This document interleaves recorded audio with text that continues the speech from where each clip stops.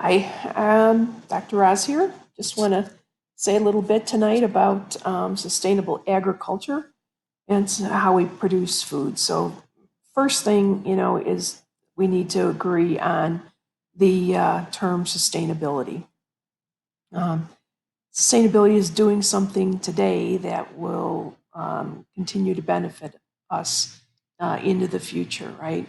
So meeting today's needs with the future in mind is what we're talking about.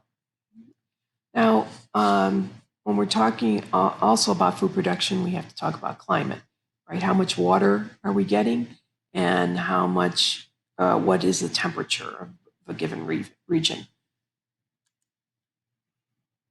And then, what's the salinity of our soil? And by salinity, I'm talking about our ability to have a certain pH, right? We need to have, soil that's not too acidic and not too basic in nature. And then we need to monitor, we want our water to be sustainable. Because right now, the way we farm, we use center pivot irrigation, which has a, pipe that comes above the plant, and it spins and it throws water. 60% of that water we lose. Instead of the sustainable ways to run a hose along the base of the plant, and then 95% of the water gets into the ground and benefits the plant. So there's a lot going on with that. So in order to have our agriculture be sustainable, we want it to be able to mimic nature, and that always begins with getting our power from the sun. So when we're doing that, we want to have sunlight be our primary energy source. The tissue of the plant produces certain things that then get transferred: carbon, hydrogen, oxygen, phosphorus, sulfur, get transferred to smaller plants and up the food chain.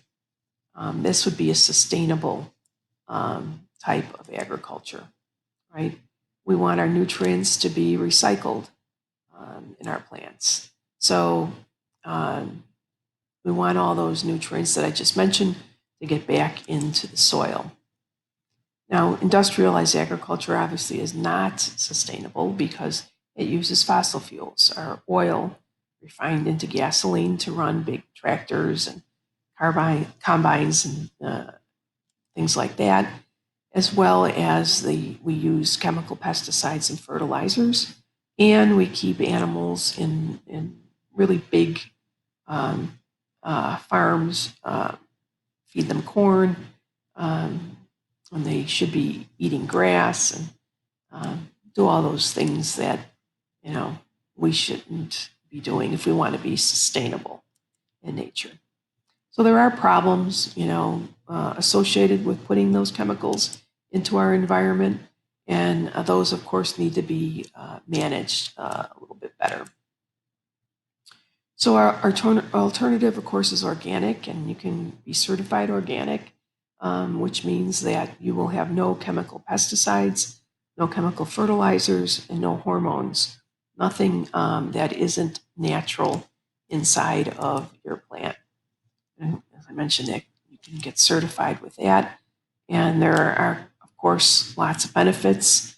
And because now there's benefits and people want to buy it, now we see big business like Walmart and so on starting to have organic farms. This benefits the producer because there's less stress on the plant and less stress on livestock. So there's better production.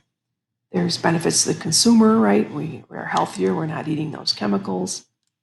And there are benefits to the environment. All right, it's telling me I have 24 seconds left here. So we kind of conclude with Saladin's experiments, which I'll put a little video on in a second, and I will post your last assignment for this term. We won't have a week 10 assignment. It'll be time to catch up. That's it. Thank you. Bye.